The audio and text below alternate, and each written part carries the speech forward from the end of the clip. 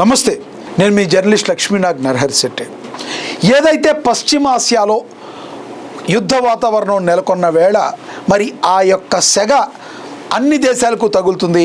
భారతదేశానికి కూడా అది తగిలింది. ఆ సెగ ఏంటి అనేది మనకు తెలుసు. చమురు నిల్వల మీద, చమురు దిగుమతుల మీద మరి ఇది యొక్క తీవ్ర ప్రభావం కనబడుతుంది. మరికొన్ని రోజులుగా యుద్ధం కొనసాగితే మరి ఈ పరిస్థితి మరి దారుణంగా వెళ్ళే అవకాశం అయితే కనబడుతుంది. ఇప్పటికే కొన్ని దేశాలు వర్క్ ఫ్రమ్ హోమ్ ఏదైతే ఉందో ఆ రకంగా చేయాలనే పాకిస్తాన్ లాంటి దేశం కూడా ఆఖరికి వర్క్ ఫ్రమ్ హోమ్ని ఆల్రెడీ పెట్టేసింది. వాళ్ళు కేవలం 25 రోజులకి సరిపడా మాత్రమే వాళ్ళ దగ్గర ఫ్యూయల్ ఉండడంతో మరి ముడి చమురు ఉండడంతో ఆ నిర్ణయం తీసుకుంది. భారత్ కూడా అట్టే పెద్ద దూరంలో లేదు, అదే పరిస్థితిలో ఉంది ఇంచుమించు అన్నట్టుగా విశ్వసనీయ వర్గాల సమాచారం. ఇవన్నీ కూడా పశ్చిమాసియా దేశాల్లో యొక్క యుద్ధ వాతావరణం మీద ఆధారపడిన ఉన్నది. అయితే తాజాగా మనకి భారతదేశంలో ప్రధానంగా హోటళ్ళు, రెస్టారెంట్లపై ఈ ప్రభావం ఆల్రెడీ పడిపోయింది.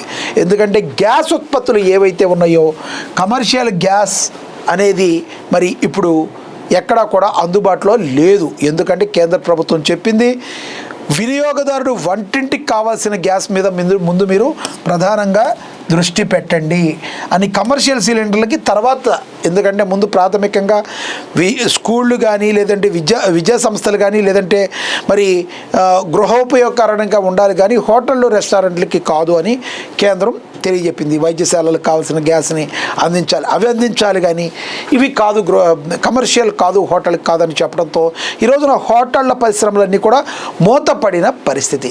ఇదంతటితో ఆగిందా అంటే ఆగలేదు. ఇవన్నీ కూడా హాస్టల్స్ మీద భారీ ప్రభావం పడింది. హైదరాబాదులో మరి వేల హాస్టల్స్ ఉన్నాయి.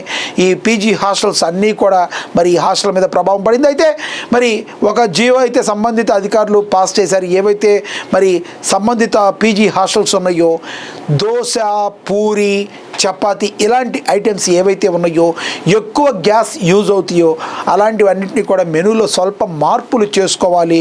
ఇది కరెక్ట్ కాదు. అదేవిధంగా మరి గృహోపకరణాల్లో కూడా ఎవరైతే గ్యాస్ బాగా యూజ్ చేస్తారో వాళ్ళు గ్యాస్ యూజ్ చేయాలి. ఎవరైతే కుక్కర్కి సంబంధించి ఎలక్ట్రికల్ సంబంధించి వాడేవాళ్ళు ఉంటారో అవి యూజ్ చేయాలి. ఏదో ఒక రకంగా గ్యాస్ని అయితే సేవ్ చేయాలి అని మరి సంబంధిత అధికారులు, కేంద్ర ప్రభుత్వ పెద్దలు కూడా సూచిస్తున్నారు. ఎందుకంటే ఇప్పటికప్పుడు మనకి ఏ ప్రాబ్లం లేకపోయినా జాగ్రత్తగా ఉంటే మరికొన్నాళ్ళు మనం దాన్ని మంచిగా యూజ్ చేసుకునే అవకాశం చాలా స్పష్టంగా కనబడుతుంది. ఇక ముదురుతున్న యుద్ధ జ్వాలలు ఇప్పుడు భాగ్యనగరంలో ఐటీ కారిడార్ను తాకే ఇజ్రాయిల్, అమెరికా, ఇరాన్ మధ్య ఘర్షణ ప్రభావం నేరుగా గ్యాస్ సిలిండర్పై పడింది. ఇంధన సంక్షోభం కారణంగా కేంద్ర ప్రభుత్వం కమర్షియల్ సిలిండర్పై కోత విధించడంతో హైదరాబాద్ ఐటీ కారిడార్లోని వేల సంఖ్యలో ఉన్న హాస్టళ్లు ఇప్పుడు తీవ్ర ఇబ్బందులను ఎదుర్కొంటున్నాయి. గ్యాస్ కొరతను దృష్టిలో ఉంచుకుని హైదరాబాద్ ఐటీ కారిడార్లో హాస్టల్ అసోసియేషన్ ఒక సంచలన నిర్ణయం తీసుకుంది. హాస్టల్ నిర్వాహకులు గ్యాస్ వినియోగాన్ని వీలైనంత తగ్గించాలని, పరిస్థితి చక్కబడే వరకు మెనూలో భారీ మార్పులు చేయాలని స్పష్టం చేసింది. ముఖ్యంగా ఎక్కువ గ్యాస్ ఖర్చు అయ్యే టిఫిన్లు, స్నాక్స్లపై ఆంక్షలు విధించింది. టీ, కాఫీలతో పాటు దోశ, పూరి, చపాతీ వంటి ఐటమ్స్ను వడ్డించడం తాత్కాలికంగా నిలిపివేయాలని సూచించింది. అదనపు వంటకాలు కాకుండా కేవలం ప్రాథమిక భోజనం మాత్రమే ఉండాలని సూచించింది. గ్యాస్ పొదుపు కోసం వంట చేసే పద్ధతుల్లో మార్పులు చేసుకోవాలని యాజమాన్యాలకు పలు సూచనలు చేస్తుంది. ఇదిలా ఉంటే సందెట్లో సడేమియాలాగా మరి కొంతమంది వ్యాపారులు మరి ఈ కమర్షియల్ సిలిండర్లను కాకుండా ఈ యొక్క డొమెస్టిక్ సిలిండర్ని ఏదో ఒక రకంగా పట్టుకొని మరి వాటిల ద్వారా తమ కార్యకలాపాలను కొనసాగించే అవకాశం కనబడుతుంది. దీన్ని అదుపు చేయాల్సిన బాధ్యత సంబంధిత అధికారుల మీద ఉంది. కాబట్టి మరి కేంద్ర ప్రభుత్వం కూడా దీన్ని 21 రోజుల నుంచి 25 రోజులకు బుకింగ్ అయితే మరి పెంచింది. తద్వారా వినియోగదారులు బ్లాక్ మార్కెట్ నుంచి అరికట్టడానికి ఈ డొమెస్టిక్ సిలిండర్లు మరి బ్లాక్ మార్కెట్ తరలిపోకుండా ఉండే అవకాశం అయితే ఉంది.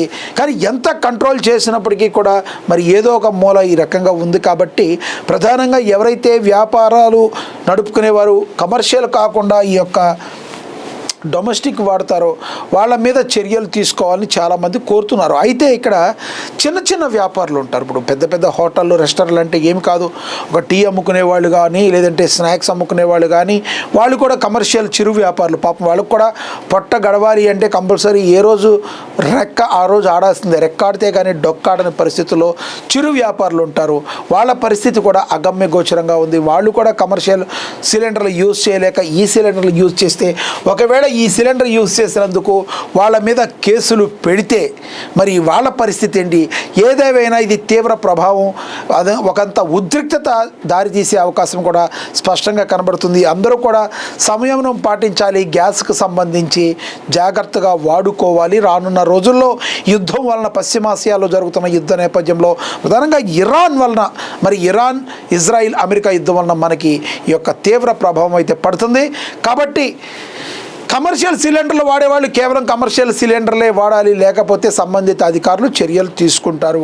అదేవిధంగా గృహోపకరణాలకు ఉపయోగించుకునేవారు, వంటగదిలో ఉపయోగించుకునేవారు ఈ డొమెస్టిక్ సిలిండర్ను మాత్రమే యూజ్ చేసుకోవాలి. లేదంటే ఈ యొక్క కమర్షియల్ను మాత్రం కమర్షియల్ హోటల్లో యూజ్ చేయాలి. చూడాలి మరి రానున్న రోజుల్లో ఏం జరగబోతుంది, మరి ప్రజలందరూ మరి ఎటువంటి అవగాహన పెరగనుంది. 25 రోజుల పాటు తర్వాతే సిలిండర్ను బుక్ చేసుకోవాలన్న దీనిపై ఏ రకంగా ముందుకు వెళతారు, మరి ప్రభుత్వం యొక్క సూచనల్ని, రాష్ట్ర ప్రభుత్వం కేంద్ర ప్రభుత్వం యొక్క సూచనల్ని ఏ రకంగా ప్రజలు పాటిస్తారా అన్న దానిపైన ఈ యొక్క గ్యాస్ వినియోగం అనేది, గ్యాస్ యొక్క షార్టేజ్ రాకుండా ఉండడానికి స్పష్టంగా కనబడుతుంది. తస్మాత్ జాగ్రత్త. మరి కమర్షియల్ యూజ్ చేసేవాళ్ళు, చిరు వ్యాపారులు కావచ్చు, పెద్ద వ్యాపారులు కావచ్చు, ఈ యొక్క డొమెస్టిక్ సిలిండర్లను గాన మీరు వాడితే కఠిన చర్యలు తీసుకుంటాము అని చెప్పి సంబంధిత అధికారులు కూడా చెప్తున్న పరిస్థితి. చూద్దాం రానున్న రోజుల్లో ఏం జరగబోతుంది అనేది. నమస్తే.